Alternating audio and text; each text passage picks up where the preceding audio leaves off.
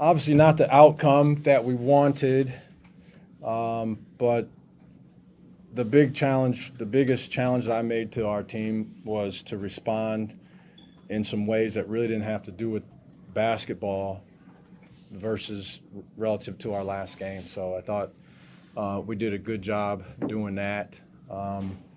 Just competing, just managing bad things that happen during the course of a game, which happens to every team.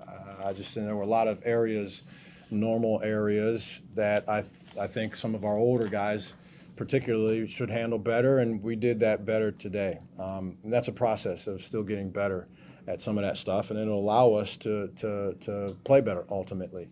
So, it's a hard team to beat in this building. Thought we did some good things. Didn't play particularly well. We got the ball around the basket some. I thought the officials did a good job. Probably not too many people say that about the officials, but I thought overall, they did a pretty good job. I mean, there's a couple plays here or there that probably both coaches were mad at. But overall, I thought it was a hard game. It was a physical game, a lot of driving and attacking. And, when one person's going really hard to the rim and one person has to do one of two things, get in the way or get out of the way. And so unless you want to give up 400 points in a game, you have to get in the way. And so there were a lot of collisions and a lot of physical play. I thought overall, they did a pretty good job. But anyway, so we're still focusing on getting better. John? It seemed like the effort and competitiveness was much different today versus Wednesday. How did that come about? Well, that was one of the things that we talked about. I mean, like I said, just a laundry list of some things that really didn't have to do with play off of 2 feet, ball fake before you pass, finish strong at the rim, use your pump fakes, all these basketball things. Those were not basketball things. Competitiveness is a huge one. This league is what this league is all about. And so, like I said, I challenged the guys to that. Our whole pregame speech was that, everybody's got this grand master plan before the game about all these X's and O's, and like if you don't do those things, then what did you even come here for? And that's the way it felt in the Arkansas game at points, particularly once the league got big. But this game in the pregame, that's all we talked about was really non-basketball things, competing, handling adversity in a way that you can very quickly get yourself refocused on exactly what is being said for the next play. The last one's history. And so I thought we did a much better job of that today. Front middle here. You held Pettiford and Hall to 17 points, 1 for 8 from 3. Talk about the defensive effort on those two, and then also the impact at number 38. Yeah, well, his impact was obvious. It was almost as if you exerted so much energy in getting the two main culprits slowed down that then, someone had to do something, and he seized his opportunity. What a great deal these guys have.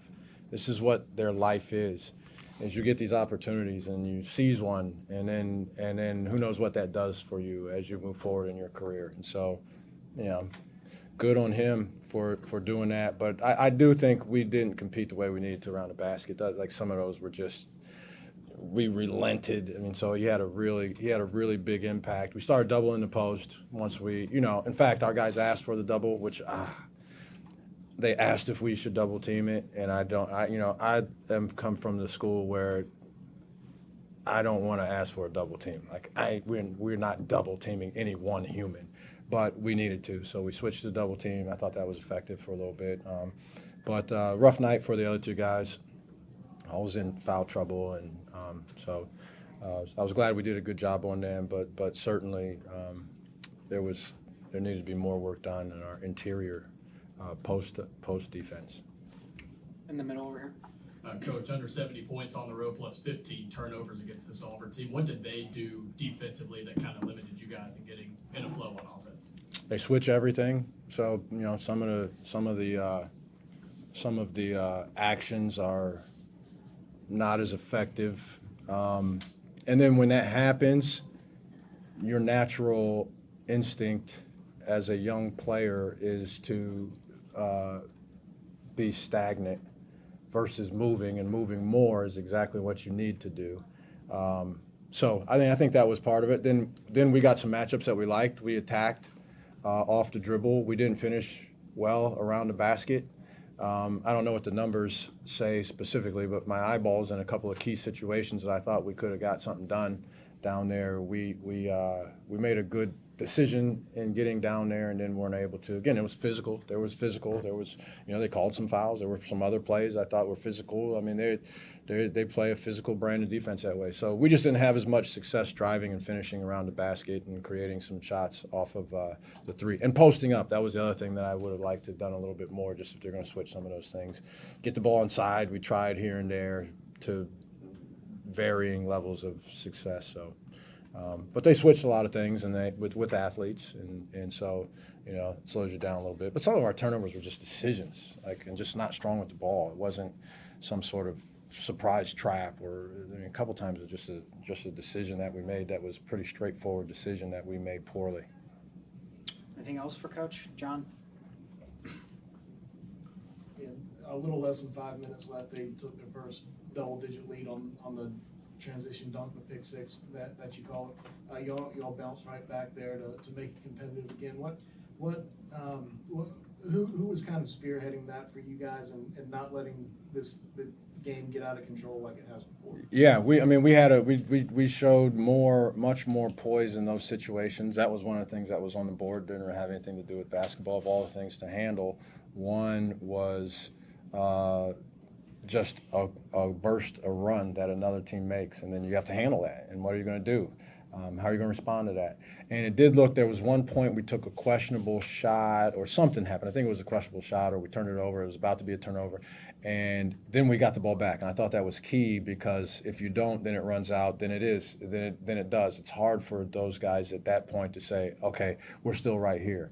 Whereas we got that ball back. I think we ended up scoring on that one, and it just settled some things down. But, Michi's voice was really good. I heard some other guys talking too, saying some more. We talked about encouragement of one another, and the different ways that you can encourage someone, and you can encourage someone in a pretty aggressive way if they need it sometimes too. And so I did feel like there was more of that. Our huddles were better. I said we got destroyed in the Arkansas game on the huddle situations. I mean, we were just on our own island, and these guys in this day and age, they're not selfish, but everything in their lives has revolved around them. They are self-centered in the most realistic, actual way that's not selfish, but they are used to everything being revolving around them. And so when they do anything, the first, second, and third thing they're thinking about is themselves and how it affects them, and then how it's going to affect the next thing that they're going to do. And so getting out of that and changing some of that, I think, is important for us. And so I thought there were some real strides made on that. But we had a lot of guys saying some stuff, but Michi certainly was a very calming voice with his teammates. Appreciate it, Coach. Thanks. Thank you.